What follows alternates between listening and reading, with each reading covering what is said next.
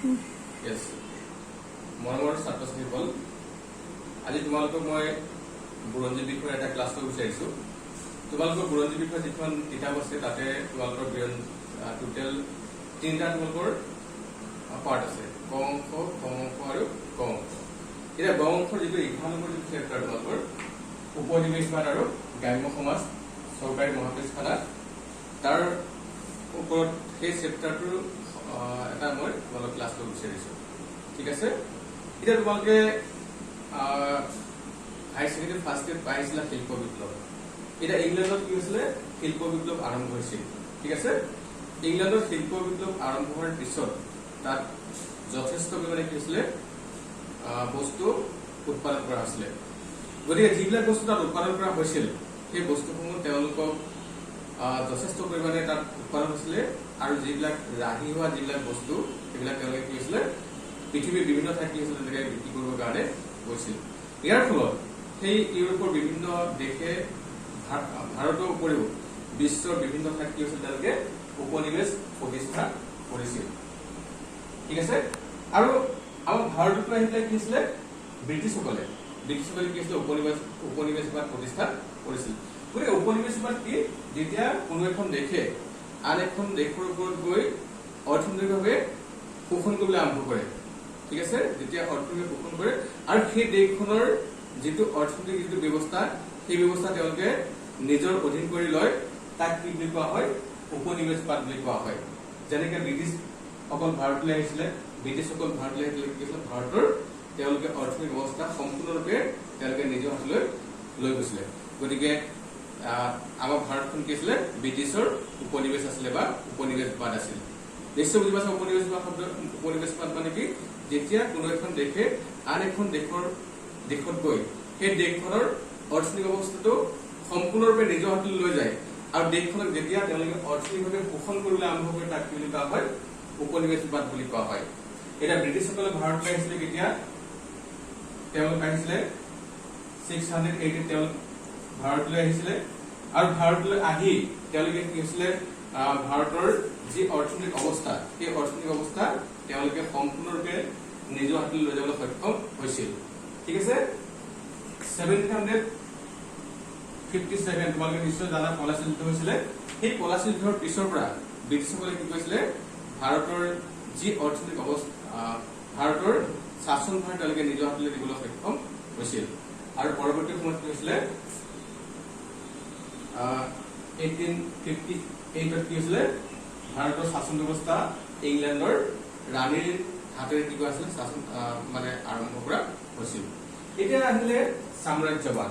উপনিবেশবাদ সকলে নিশ্চয় বুজি পাইছে। উপনিবেশবাদ মানে কি, যেতিয়া কোনো এখন দেশে আন এখন দেশৰ ওপৰত গৈ অৰ্থনৈতিক ব্যৱস্থা সম্পূৰ্ণৰূপে তেওঁলোকে নিজৰ হাতলৈ লৈ যায় আৰু অৰ্থনৈতিকভাৱে শোষণ কৰিবলৈ আৰম্ভ কৰে, তাক বুলি কোৱা হয় উপনিবেশবাদ বুলি কোৱা হয়। আমাৰ ভাৰতত ব্ৰিটিছসকল কেতিয়া আহিছিলে, 680 তেওঁলোক ভাৰতলৈ আহিছিলে, আৰু 680 আহি তেওঁলোকে 1757 তেওঁলোকে পলাচী যুদ্ধত কি হৈছিলে, সেই সময়ত বংগ নবাব চিৰাজ-উদ-দৌলাক তেওঁলোকে পৰাস্ত কৰিছিলে, আৰু পৰাস্ত কৰি তেওঁলোকে সম্পূৰ্ণৰূপে ভাৰতৰ শাসনভাৰ নিজৰ হাতলৈ, মানে ভাৰতৰ গোটেই ভাৰতবৰ্ষ নহয়, বংগ শাসনভাৰ নিজৰ হাতলৈ দিছিলে।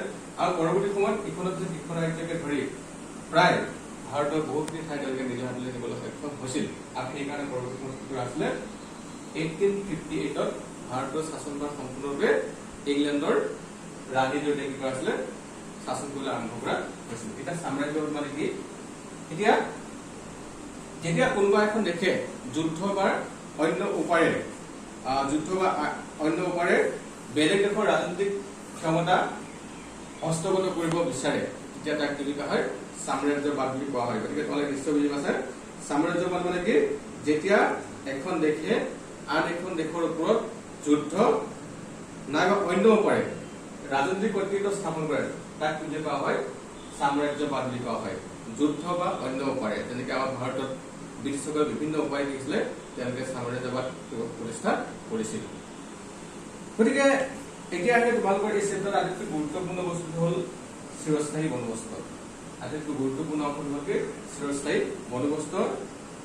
ইয়াক প্ৰতিষ্ঠা কৰা হৈছিলে 1793 1793 কৰা আছে চিৰস্থায়ী বন্দোবস্ত প্ৰতিষ্ঠা কৰিছিলে কোনে, লৰ্ড কৰ্ণৱালিছ। তেওঁৰ নাম আছিল কি কৰ্ণৱালিছ। লৰ্ড কৰ্ণৱালিছে কি কৈছিল ভাৰতত চিৰস্থায়ী বন্দোবস্ত নামৰ এটা ব্যৱস্থা প্ৰৱৰ্তন কৰিছিল। এই চিৰস্থায়ী বন্দোবস্তৰ যাতে কিবা আছিল ৰাজহৰ ক্ষেত্ৰত ৰাজহৰ যিটো ব্যৱস্থা সেইটো নিৰ্দিষ্ট কৰি দিয়া হৈছিলে।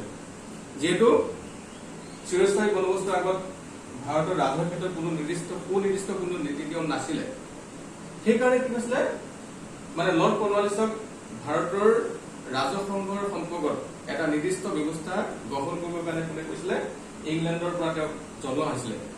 ইংলেণ্ডৰ পৰা তেওঁ কি কৈছিলে ভাৰতৰ ৰাজহৰ ক্ষেত্ৰত এটা নিৰ্দিষ্ট ব্যৱস্থা গ্ৰহণ কৰিবৰ কাৰণে কি কৈছিলে তেওঁ জনোৱা হৈছিলে। আৰু সেই অনুসৰি লৰ্ড কৰ্ণৱালিছে তেওঁ কি হৈছিলে পৰীক্ষামূলকভাৱে 1973 22 মাৰ্চ তাৰিখে তেওঁ কি কৈছে বংগ, বিহাৰ আৰু উৰিষ্যাৰ কিছু অঞ্চলত ৰাজহৰ ক্ষেত্ৰত এটা নিৰ্দিষ্ট ব্যৱস্থা গ্ৰহণ কৰিছে। সেই ব্যৱস্থা কি কোৱা হয় চিৰস্থায়ী বন্দোবস্ত বুলি কোৱা হয়। আকৌ কৈছো এতিয়া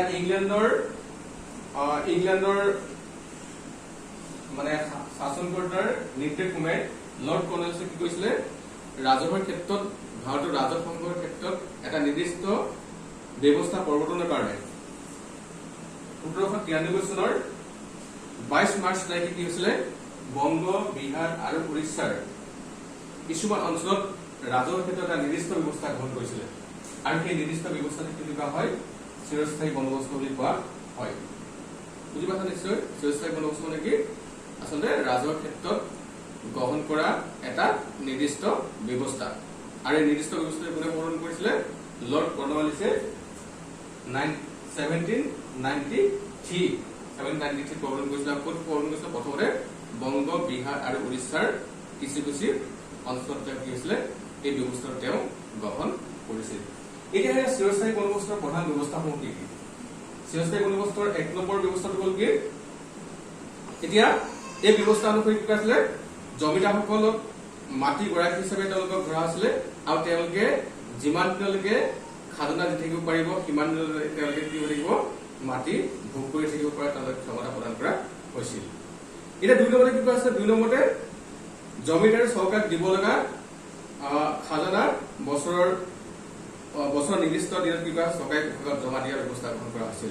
এই ব্যৱস্থা মানে কি কৰা হৈছিলে জমিদাৰে চৰকাৰক দিব লগা যিটো খাজনা সেই খাজনা চৰকাৰী কোষাগাৰত জমা দিয়াৰ ব্যৱস্থা কৰা হৈছিলে। 3 নম্বৰতে ৰায়তসকল ৰায়ত মানে কি যিসকলে খেতি কৰিছিলে বা যিসকল মাটি গৰাকী তেওঁলোকক একেষকীয় পট্টা দিয়া কি কৰা হৈছিলে ব্যৱস্থা কৰা হৈছিলে।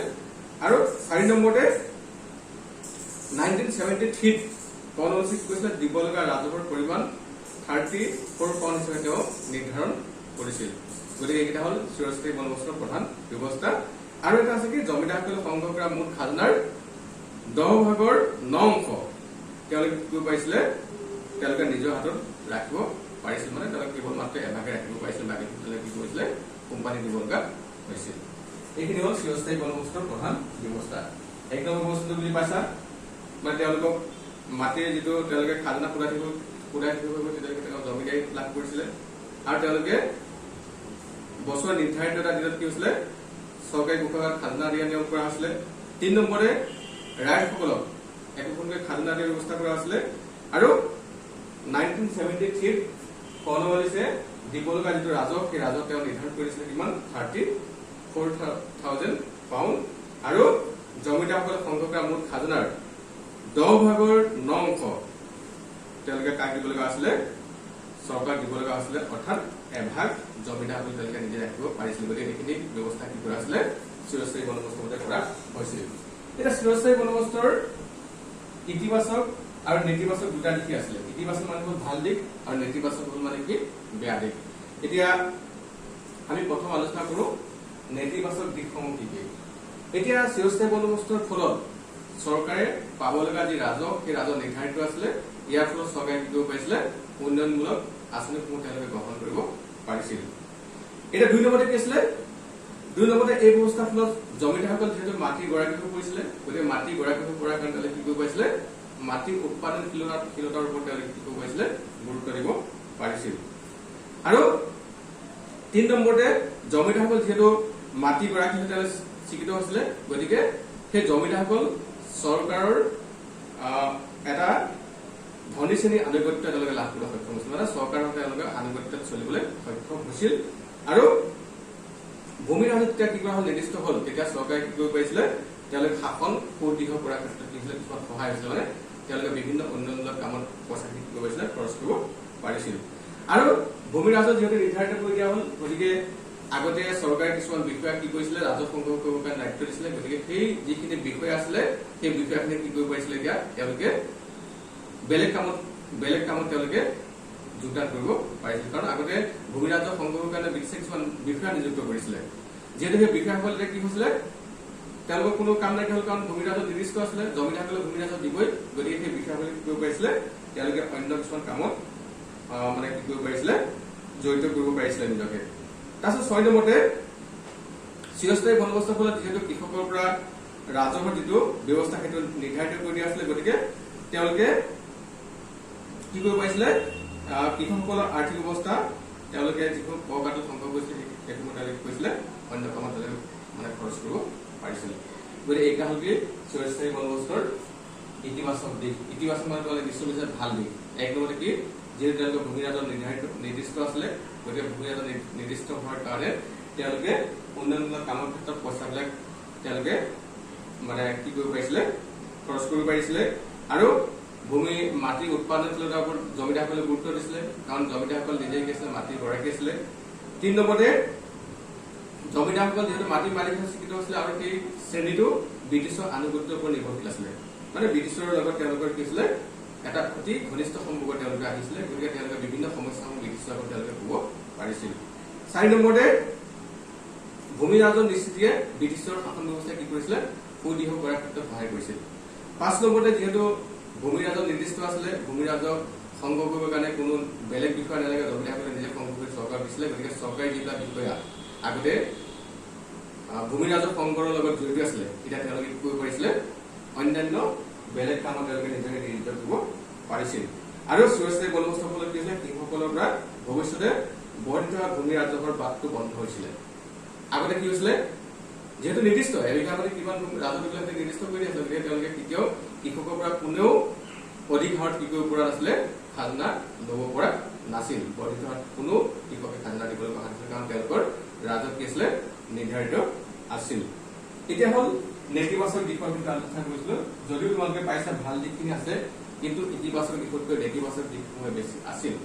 এতিয়া ভূমি ৰাজহ কি কাৰণে নিৰ্দিষ্ট কৰি দিয়া হৈছিলে, যদিও কোৱা হৈছিলে চৰকাৰে উন্নয়নমূলক কাম গ্ৰহণ কৰিব, কিন্তু সেইটো দেখা পোৱা নগলে চৰকাৰে কি হৈছিলে, সেই জমিদাৰসকলে কি কৰিবলৈ আৰম্ভ কৰিলে, এতিয়া তেওঁলোকে কি কৰিবলৈ আৰম্ভ কৰিছিলে, জমিদাৰসকলে তেওঁলোকে কোৱা হৈছিলে যে কি জমিদাৰসকলৰ হাতলৈ গলে তেওঁলোকে মাটিৰ মানে উন্নতিৰ কাৰণে কাম কৰিব, তেওঁলোকে কিন্তু কোনো কাম কৰা নাছিলে, তেওঁলোকে মাটি উন্নতিৰ কাৰণে কোনো কাম নকৰিলে। তাৰ পৰিৱৰ্তে কি কৰিলে, তেওঁলোকে বেলেগ কিছুমান বিষয়াক নিযুক্ত দি দিলে।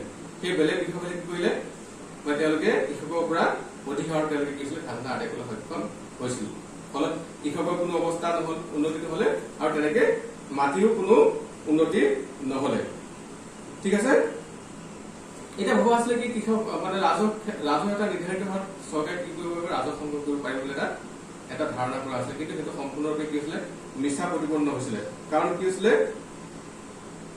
এতিয়া কেতিয়াবা হয়তো বানপানী হ'ব পাৰে, খৰাং হ'ব পাৰে, গতিকে সেই সময়ত খেতিৰ শস্য উৎপাদন নহয়। কিন্তু এতিয়া ব্ৰিটিছে কি কৰিছিলে, সেই জমিদাৰসকলে কিন্তু কি কৰিছিলে, সেই লোকসকলৰ পৰা যিবিলাকে খেতি কৰিছিলে তেওঁলোকৰ পৰা কিন্তু কি হৈছিলে, উচ্চ হাৰত তেওঁলোকে খাজনা সংগ্ৰহ কৰি আছিলে। গতিকে ভবামতে খেতিয়কৰ কোনো উন্নতি নহল, আৰু তেওঁলোকৰ পৰা কি কৰা আছিলে, জোৰ জুলুম কৰি কি হৈছিলে, তেওঁলোকৰ পৰা খাজনা আদায় কৰা হৈছিল।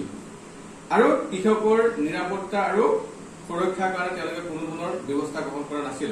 ফলত তেওঁলোকে কি হৈছিলে, কোনো আইন নথকাত জমিদাৰসকলৰ ভিত্তত পৰিণত হৈছিলে, কৃষকসকল জমিদাৰসকলৰ ভিত্তত পৰিণত হৈছিলে, তেওঁলোকৰ কোনো সুৰক্ষা নাছিলে।